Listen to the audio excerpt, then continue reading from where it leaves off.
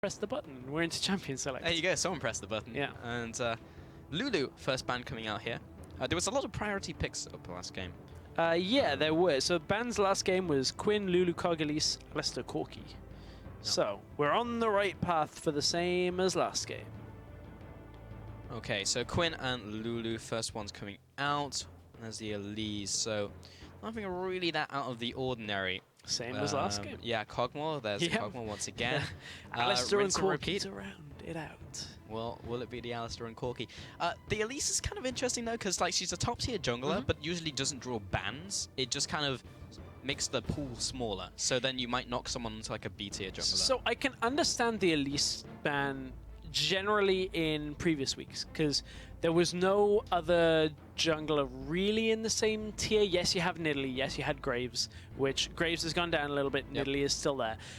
We used to see Elise bans just because of her catch potential, her ability to very safely clear camps, always high health, a good presence around like Rift Herald, that kind of thing. So just for a lot of reasons, very difficult to deal with. And it used to just put pressure on people that maybe had a small jungle pool to then early pick a jungler. But that doesn't seem to be the case now that Gragas is back.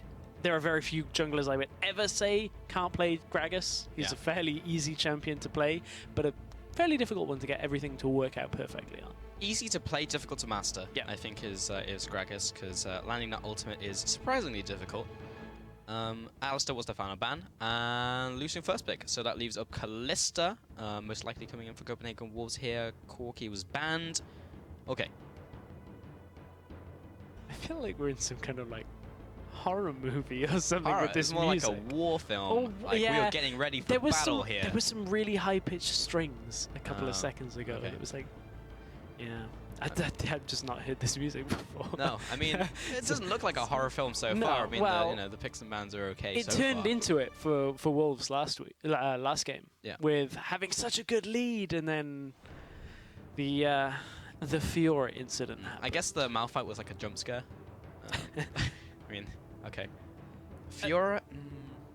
I don't know whether we'll see it again. Right now, we've got the Lucian locked in, so. holyPhoenix has been the priority here, obviously with the Cog, with the Corki banned away. I wasn't sure whether we'd see it again, but we are seeing the Fiora again. I'm not sold on it. It's a bold play.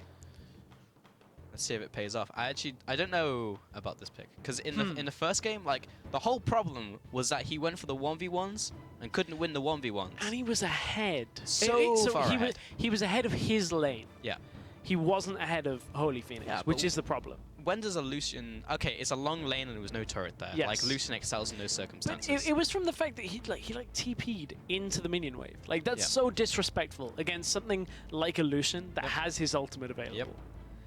Because, like, especially in that kind of situation, Fiora in these 1v1s is exceptionally good against champions that have, like, one ability that if you riposte it, that's it. That's the trade, done, over. Lucian's just like, riposte my Ardent Blaze. Yes. Hey! Or riposte some of my ult shots, I have another 29. It's like, oh, you're going to stand still for my ult. Oh, good job, good job. That does absolutely nothing with your riposte. Yeah. So, yeah. Actually, fairly difficult to trade against. But as you said, the first mistake was teleporting into the minion wave. So, saw that. Next two pickups from Huma was Gragas and Malphite. These teams are really spending their time in the champion select. This is legitimately the same comps so far. Lucian, Gragas, Malphite, Fiora, Braum. Are we actually going to have a full... I'm trying to think back to a series if that's ever happened. Braum was actually on Huma's side last time. Yeah. Keep that in mind. Okay. So it is a little bit different. But slightly different. I wonder if that's ever happened, if you've had a full champion stack that's exactly the same. I feel like you know what? have. Repeat. I'm pretty sure I've casted a game a long time ago. I think it was in like LCS pre-qualifiers for like a Gamescom. I remember it happening. I was casting with Panky, and I was like, it's the same. Don't even have to do anything. Yeah. Game's going to play out. Just rewind game one. Redo. There's no jumps in Challenger Series, so you can't redo like that. No. Kalista picked second to last rotation like last time, and then Rek'sai as well for the jungle. Kalista falling down there, but you already picked Lucian. Yeah. I mean, that's the thing. So- There's no pacing on this that Kalista would have been needed in any earlier And you rotation. want counter pick on mid lane, so Unless you're Vitality and you want to run Lucian top lane. That could have been the ultimate bait. Would have been Huma going, ha, we'll have the Kalista in our Werlyb is the second type of rotation. player who could do it as well. He is. Well, no, he is, but I feel like Werlyb, when he plays a carry, it's like a Jack, somebody that innately gets tanky as well. I don't feel like Werlyb is the glass cannon type of player. Yeah. Because I feel like generally he picks decent engages, but there are times when like even he knows he's like, well, I've gone too far on this one. Yeah, likes to take the hits. But then again, you go for like a more steric build, so you're like anti-burst build. So it's actually not too bad, but yes, you are definitely more glass cannon than like a Jax. So last two pickups from Huma were LeBlanc once again, and then they subbed the Morgana in for the Braum. So more zone control, different type this time. Obviously with the ultimate has the binding as well. So Huma have a little bit of extra catch potential, and the Black Shield onto holyPhoenix. So they're looking for the same kind of setup. Black Shield can also go onto Godbro. That's actually a fairly formidable combination. Very difficult to stop a LeBlanc going in for just damage and to lock the chains before popping that Black Shield. So it's a decent setup. it is a decent setup. Very similar to what we saw last game, and they won with it. So waiting on that last pick from Copenhagen Wolves. It's going to be the Ori. Pretty plain, pretty simple. And I'm just thinking of ways like you can get like the Rek'sai in and then like ball the Rek'sai. Onto the Braum and then Kalista ult back out would be the... That's good, yeah. The yo-yo play, I guess. Smack him with the yo-yo, Nessum. But yeah, Fiora into the top lane. It's still the 4-1. And I didn't like it last game. So they needed a lane that would survive against the LeBlanc. The Victor was okay in the last game, but they were like, oh no, we need more team fight. Orianna's like one of the only real mid lane champions that is viable, that has more team fight than Victor. Yeah. Victor's laser and the Chaos Storm are already really good in that situation. Yeah. Orianna is just a massive burst of damage, and then it's like, well, I can shield people. So it's an interesting one. I don't know whether I like the Orianna pick here. So Ori, as always, is kind of like the lane neutralizer. It's like it's very difficult to win lane against an Orianna, but it's also very difficult to lose lane against an Orianna. So I don't know whether Soren's going to have too much carry potential outside of team fights. And I wonder whether they need that on the Wolves side. I definitely would be inclined to agree. Because now kind of on PiiNoy, like he's got Kalista here with like Braum. Like that's a lane that can carry really hard if they get ahead. But he's up against holyPhoenix and it's just to be Kaas, and it's difficult to kill holyPhoenix, 1 with Lucian, 2 with a Black Shield and bindings and everything on top of him. And also disengage from Santorin. A strong front line as well from the top lane. Like, it's difficult even to get to Lucian, who is so mobile. So it's kind of a coin flip. Like, what I am saying is both of these compositions can win the game very easily. Like, they are well put together compositions, is whether you can execute in a game. And that's the problem that Copenhagen Wolves had in the first game, is they simply couldn't execute it. And they just saw individual misplays where they were making mistakes and just couldn't push the advances that they had on the solo laner. Yeah, they really couldn't. And honestly, I'm looking at this game and looking at the setups. So for Huma, as long as Werlyb doesn't fall too far behind in this game, they should actually be able to make somewhat of a repeat performance, just looking at the engages that came from the last game. So Wolves had their work cut out for them, really. To illustrate the point where Wickd wasn't able to go for the 1v1s, we're actually going to take a look at where he actually TPs into the Lucian and gets blown up, basically. He even dives in to try and get that, and there you go, there's the riposte on the ult, and it's just like, oh, you've got all these shots, and then moving back in. If he dodges left, he survives a little longer. Oh, hey, didn't see you there. Didn't see you there. If he dodges left, he doesn't die. If he dodges right, unlucky. Yeah. I mean, if that was a standard 1v1 lane matchup, like if that was somehow Wickd and Werlyb, I would say the room was there for Werlyb to have read how the dodging was going on Wickd. The problem is I don't know whether holyPhoenix has played enough in that situation against Wickd to know that Wickd was going to dodge that way, so I leave it more up to just chance. There's a lot of mind games going on in that. Yeah, there is. There always is. Always. Well, There's no mind games in this composition here, because you can see all of them. Hashtag HMA win, hashtag CW win. Join the discussion on Twitter. Tell us what you think about these compositions and how the series is going to go, because currently Huma are 1-0, whereas Copenhagen Wolves still need to claim that one win to draw this series up. Let's get into game. The final one of the day, the final one of week 4. Which is the penultimate week of a regular season. I actually thought you burped there, Stress. No. But it was Santorin as he was walking out of base. Oh, you thought that was me? I'm actually... Yeah, because I saw you taking a drink and I was actually like, impressed you thought that was me. Excuse you! No, it was Gragas. Well, at least now I know I can just do them and be like, it was Gragas, it was Gragas! It's like, mate, he's dead. 30 seconds For one time. Hey, you know that interesting conversation? Well, the conversation with... dodging patterns is actually fairly interesting. Yeah. It's something that some teams actually did invest resources in. I would imagine there are a couple that are still doing it. But just tracking players, seeing how they dodge. Because there's subconscious tendencies that a lot of players will have to always dodge skill shots the same way. Yep. Some players are incredibly easy to read. You'll have noticed sometimes if you watch high-level solo queue that, I don't know, so like especially supports I think is the most prevalent in when you look at hook patterns, that kind of thing. It's really interesting, actually. It's something Crepo talks about a fair amount when we're just talking about different players, about when he used to play. Really interesting topic that really is just something people don't think about.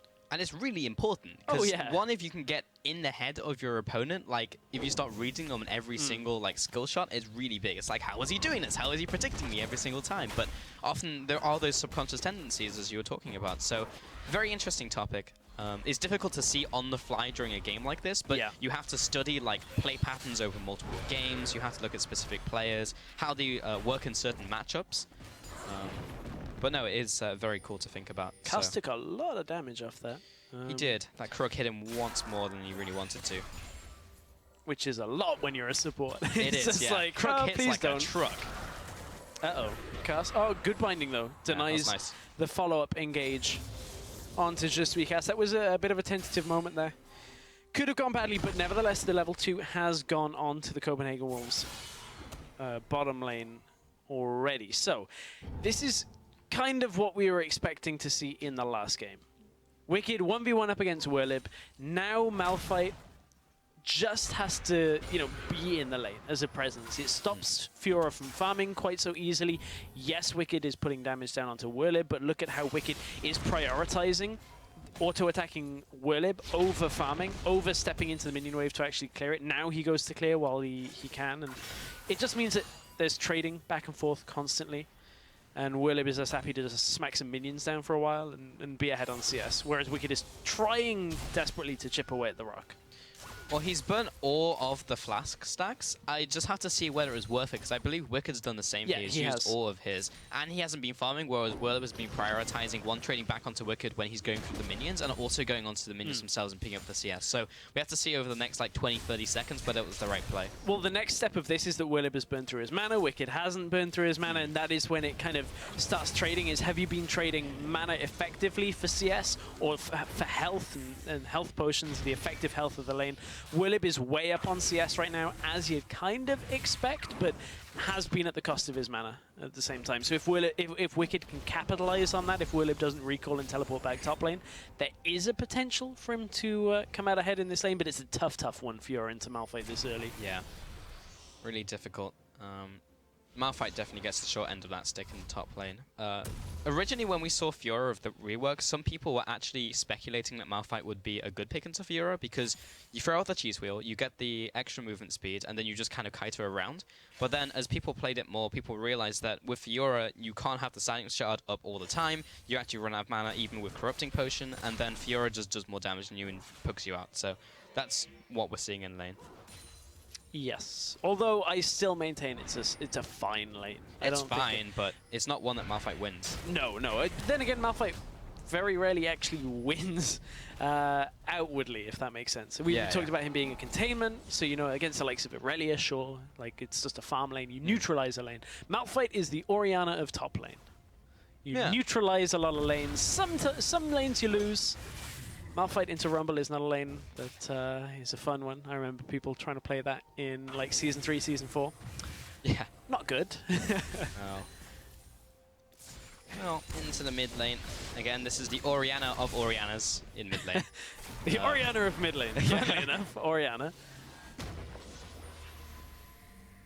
Okay, Trowen is good to go. This goes into his jungle. Top lane, first item pickaxe. Okay. So he's going obviously towards Titanic Hydra or Ravenous Hydra, but the pickaxe is an interesting one because it's extra damage and trying to itemize before Werlyb gets armor in the top lane.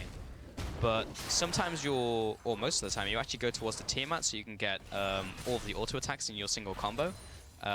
So yeah, it's just interesting he's gone for the pickaxe on his first back. Yeah, I mean, he doesn't have the money to get the full Tiamat, so he's got to sit there and make sure he can just farm up.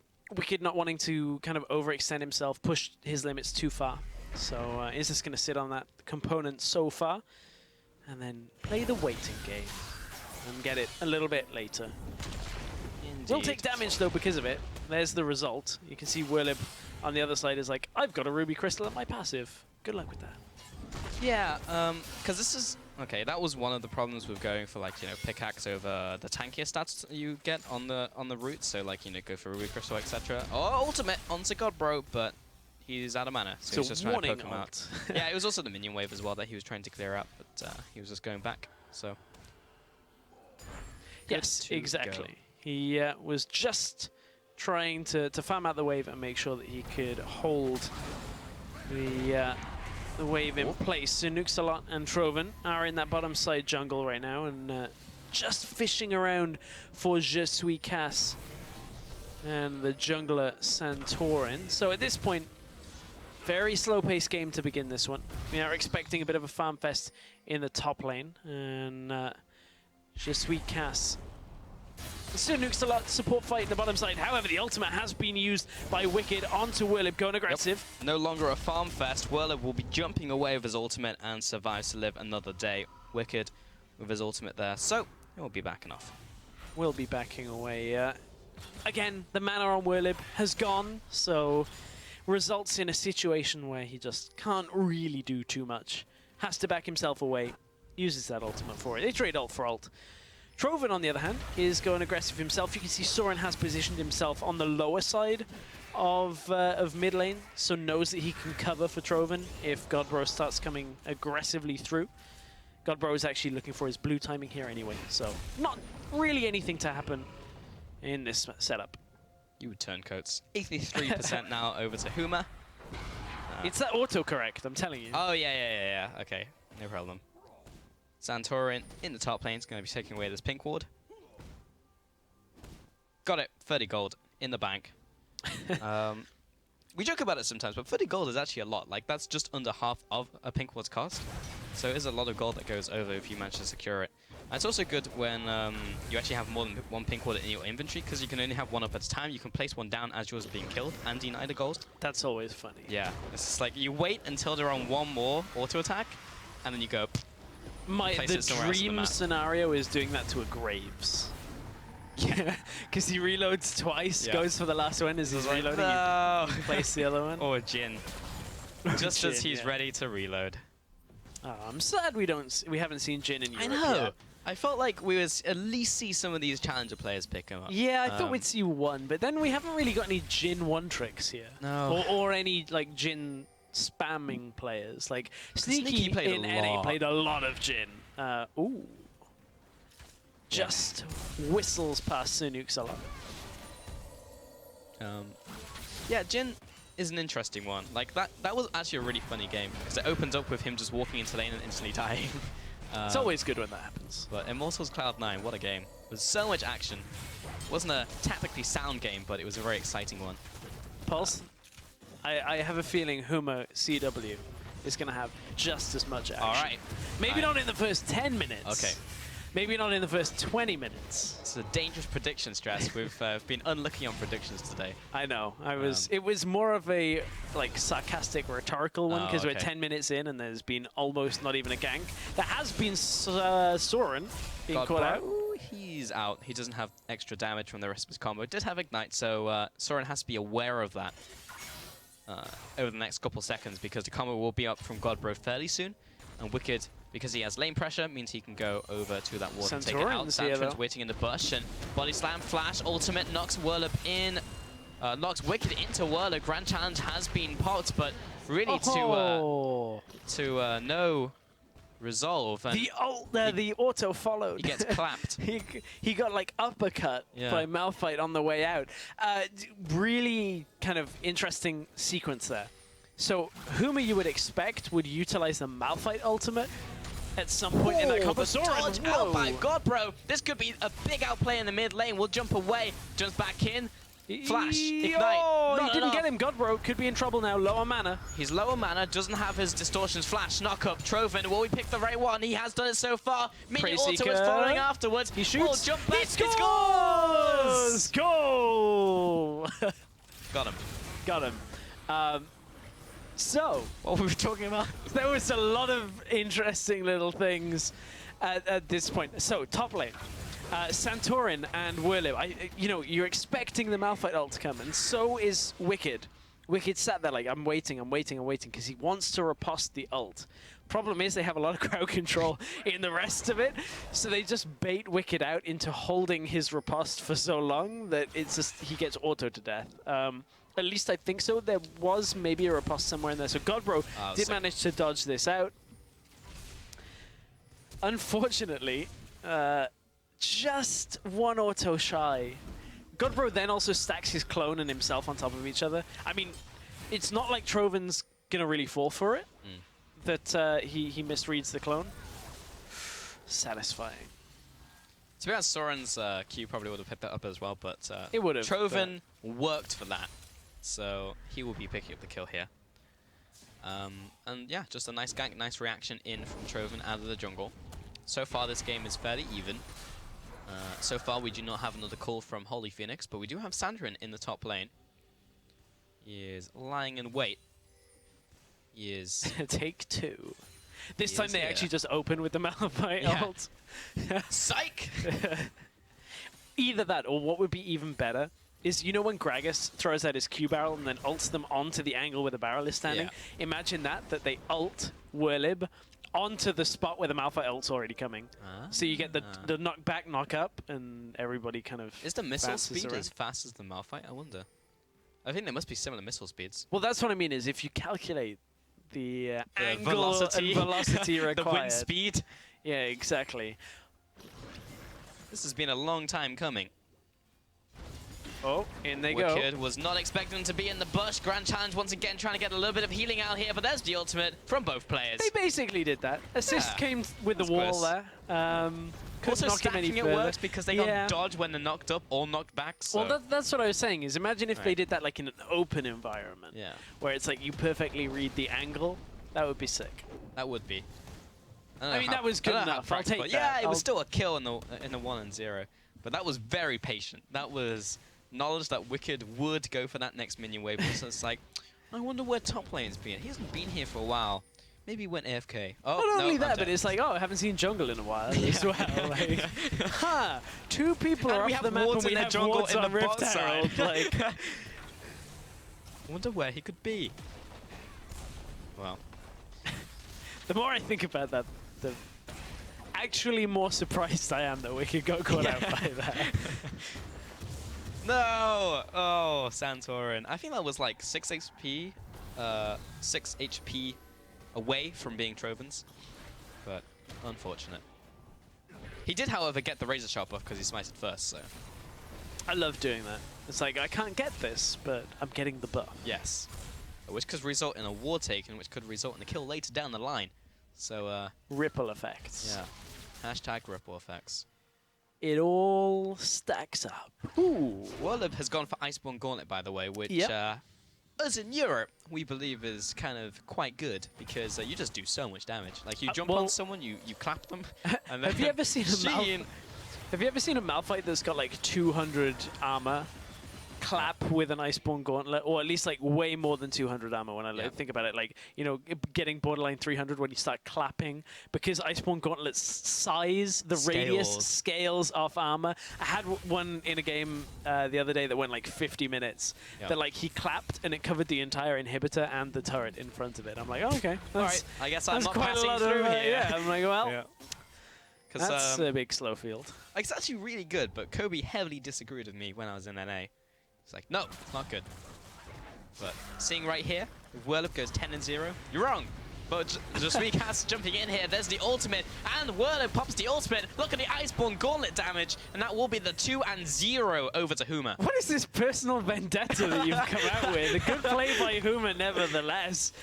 Coming out with a teleport play bot lane. I mean, this was what Huma were looking to do last game, but they ended up getting put behind on their engage from Werlyb, so they had to wait until later into the game to actually make those kind of plays. They ended up being able to get them. That results in the tower being pushed, kills. Iceborne Gauntlet, clearly the best item pulse. Great for cleanup there. I mean, legitimately though, the next step to this is the same as what Werlyb did in the last game, which is ZZ Rot Portal after the Sunfire Cape. This was the engage. So, SirNukesAlot conveniently got pulled back by P1noy to stack up for the Malphite ultimate that finished after that teleport. So very clean by Huma, but yeah, Iceborne with Sunfire Cape, with ZZ Rot. Can't say Kobe really could have predicted that that would be the real meta for Malphite top lane, so I'm actually not going to cut him too harshly on that one. Well, that's not my problem, but no. Also, okay, it was on a completely different patch. I'm going to take this smoking gun and kind of shoot myself in the foot here okay. a little. Hang on, is this the same one that we were playing Russian roulette with earlier? Yeah, yeah. It's still Do we have 4 bullets left? Yeah, okay. So there's a good chance that I may not. But Santorin is going to go on P1noy here. There's the teleport coming in. Lands the barrel real quick. The ultimate to disengage in the bottom lane. There's multiple pings onto Werlyb, who was caught. He has his ultimate in about 5 seconds. I don't think he can get away, though. There's the ultimate coming in, and he will be shut down. Now the ultimate comes up. If only he'd had it a couple seconds earlier, he would have been safe. Unlucky. So, we were shooting yourself in the foot. Yes. So, right now, he can only really build that Iceborne Gauntlet because of how far he was in that lane. Because otherwise, you want to go for the new armor items in 6.3 that were changed and buffed. Like, Sunfire Cape as a first item is so good right now because you get the anti-push. Yeah. And also, Dead Man's Plate was nerfed, but then you look at the other items like Randuins, for example, the armor alternatives are really good. So, as much as I like Iceborne Gauntlet, it's not always the best choice. It also helps that Wickd is going Ravenous Hydra, so it's fairly squishy on the same side of that as well. So and is behind and doesn't really do damage to him. You can just smack him around a bit in that top lane. So did one of those 4 bullets hit me, or did I get I don't know, although it doesn't show too much faith in you that you didn't get the empty chamber in the first time. So I don't know whether you've really got too much left to shoot yourself in the foot, but... I thought we were shooting you the first time we used it. I mean, I guess... Well, I was going to say that's why you're wearing red, but you're actually wearing blue today, so... Bad I guess that's why I'm wearing red. Can't see me bleed. That's unfortunate. But, holyPhoenix, I don't think he's wearing the brown pants, but Trowen's going to come in here and clear out that minion wave. NukesAlot. Oh, going to be CCing up Kaas here, but Black Shield is a thing, so he's not going to be dropping. 4-2 currently. Huma do have the advantage in this game, about 700 gold, very similar to the last game. Werlyb roaming up. Here comes the passive pressure that is a Malphite with his ultimate available. Just walks up and everybody walks away from him. Well, he's spotted a pink ward, so he's going to be taking care of this real quick. And now he is on the hunt. Shard of the Monolith, looking for some squishy humans. Oh, Santorin jumps in. Ultimate to disengage. Trowen coming in. He's kind of by himself, being chased into the bush. Nice. Blue Trinket will keep vision. holyPhoenix dodging and diving around this fight. The jump in from Godbro will be saved by Fate's Call. Ultimate onto holyPhoenix. Double flash at the last possible moment. Trowen will go down, and now the chase on the tower. Godbro will take one more tower shot before it swaps to Werlyb. He should be falling to one more as it goes down. Another one. 2-1. And Huma still get the advantage in that trade. Yeah, in that trade, Huma managing to get a good few kills. Ended up being 3-1 because P1noy fell very early on in that fight. They got another 2 to follow it up, but this was the beginning of the engage once again. You can see here, look at the positioning from holyPhoenix as he's going forward. So Santorin, I feel like actually it was a misclick there. I don't think he wanted to disengage. I think he wanted to blast the rest of the Wolves into Godbro and holyPhoenix, and then holyPhoenix has to kite around because of that to adjust in the fight. Manages to get himself away from this engage, but in comes the unstoppable force from Werlyb. Werlyb is fine to trade his life at the end of this fight. Doesn't really have that big an impact once it's all said and done. And then Wickd was enough to hold the push for then. And it's going to result in another push soon onto mid lane. But Wickd was high enough health. Nobody really wants to trade against the Fiora. Indeed-a-doodle. However, maybe holyPhoenix will, because he went second item, Phantom Dancer. Cole? Oh. No Cole. But Phantom Dancer. So actually synergizes one very well with the Essence Tree. We usually don't see it as a second item because you like to go Rapid Fire Cannon. But because he's going in the side lane and from game one, knows he can duel Wickd in a Lucian Fiora matchup. So he's gone for this one, which will reduce the damage by 12%, meaning that Wickd will find it very difficult to 1v1 him in the top lane. I'm sad we've still got no Dusk Blades anywhere on that. No, well, we've not had any mid laners today. And we've had no champion to really utilize it. Yeah, so. It's sad. It feels bad, man. Yeah, because what do we have? I mean, Zed got banned multiple times, and we know Suno was practicing it, but it got banned away from him. So, and then Talon, no real big Talon players here from like Pocket Picks or players who used to play him. Kha'Zix, no one's really picked him up, even though he got buffed multiple times. I actually think this is going to be a sleeper OP, pick. Man. Yeah. And then the other one, I guess, is Draven, that we saw that cheese coming out. But, I mean, who plays it? Handsammer, and he didn't play it today. So. Yeah, well, maybe he should have, looking at today. Maybe, Wasn't the best setup for him. But this game for Huma seems like a decent setup to maybe take this series 2-0. They do have a bit of a lead, just over 2k gold.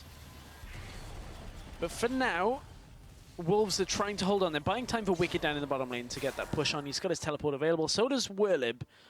So teleport engage coming from Malphite is there, but they do need a flank, realistically, for that. Ooh, well, Soren just got chunked out mid lane. Wave clear. Look at that. The Iceborne Gauntlet and Sunfire combo clears waves very quickly as Malphite. It's actually quite a big factor here that Soren got chunked out mid, because it now allows Godbro to push mid lane and prep it for the rest of Huma to just move from top lane to mid straight away. They don't have to worry about anything here because of the engage potential and the damage that they have. They're able to just go mid and take the turret. Super easy because the wave clear got chunked. Yeah, Copenhagen Wolves literally can't react. They can clear out this next minion wave, which would mean the inner won't go down. Wickd is now rotating in from the sidelines. He may be caught out by Godbro. They're going to stack in the jungle, possibly. Werlyb has his teleport and his ultimate. Godbro just uses Mimic to clear the minion wave though, so it doesn't look like Huma are looking for the fight within the next 10 to 15 seconds. Dragon is alive, so Huma may be looking for that as the next objective and should be able to secure this blue on the way out. holyPhoenix is also very aggressive E, and will be spited away by Trowen, who gets there just in time. But that does, however, mean that Dragon will be going over to Huma. This will be the second one of the game.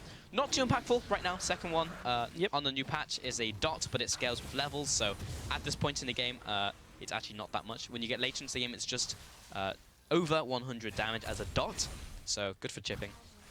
Yes, it is. And that's on towers. Indeed. Yes. So it's not a dot on champions, but it means if you ever get Dragon 5, you walk up to a tower, look at it, and it just sets on fire. Yep. And just kind of like falls over. Yep. So we are yet to have seen that. This is the first real competitive game in the West on 6.3. There probably was one somewhere this morning, somewhere that played. There are so many games right now going on, like whether it's you know, the likes of the major regions like LCK, LPL. Then you've got like LMS is included in that as well. You've got like LJL, OCE, OPL. Like, OPL. Like, there is a lot of League of Legends, of course, CBLOL. I'm trying to list them all so that I don't get tweets from viewers of one of these regions that are like, this is the best, why didn't you mention it? So we'll get into like LPV, UK Premiership, like... There we go. I think that's even just enough options. Okay, we've proven the point. I think you're safe. holyPhoenix now closing in from the bottom side. Soren is going to be moving up to the top side, but Sweet Cats may have locked him down to Soul Shackles. holyPhoenix, meanwhile, on the backside is blowing people up. He gets a kill onto Soren, and then, meanwhile, Godbro is just leading Wickd around on a leash, but he will riposte it up. SirNukesAlot, just Sweet Cats and Santorin with holyPhoenix are closing in, and they get the kill. Concussive blows eventually gets there. The slam, bam, down goes Wickd. 4 for 0. Huma just absolutely bodied Copenhagen Wolves. Yeah, crushing the Wolves right now in these fights. This game didn't start the way Wolves needed it to. It didn't start the way the last game did by putting Werlyb behind. And Godbro and holyPhoenix have had the same freedom in this game than they did in the last game. Huma can peel back and deal with Trowen first, or they can risk the 50-50. They are dropping fairly low. There we go. They peel back, deal with Trowen. He started tunneling towards it. He did. He started, but unlike Mastermind, he did not finish at that point and got blown up before the tunnel. And that was the end of that. That's the end of that chapter. Because Huma right now, this was the fight once again. Godbro not quite having the complete domination over Soren when it comes to being able to blow him up in one combination, but it's enough for the rest of the team just to knock him down at this point. And Godbro even being able to run Wickd around in the side of this fight, as the rest of Huma just dealt with the remaining stragglers from Wolves. Yeah, Godbro actually just pretty much 1v1'd Wickd. Yep. Wickd has been getting 1v1'd a lot this series. Which is really an issue when you pick a 4-1 setup, and you have to be very confident. Because they first rotated it twice. Yeah. Like they picked it as a first pick, then they did it again on red side. It's a lot of confidence to have in a pick when you can't utilize it properly. And honestly, I feel like this split for Challenger, in general, we've seen a shift be from the mid lane carries to like top and AD carry for most teams. Huma still obviously have mid lane carry from Godbro, but outside of that, I don't really see the likes of Soren, the likes of Pretty being the primary carries of their team. And even then, like Huma don't seem to have their primary carry being Godbro.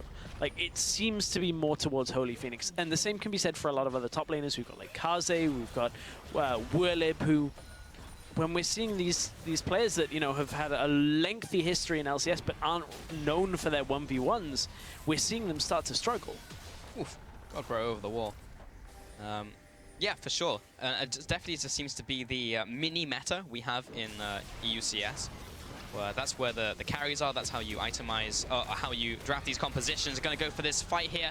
I don't think it's going to be the final fight of the game, but maybe they could get a little bit more from this holyPhoenix. He has taken so much damage, knocked up multiple times. That was a 3 for 1. Godbro also taken down by Wickd. That was a 2 for 1. Wickd actually going ham here, but he's in this 1-3.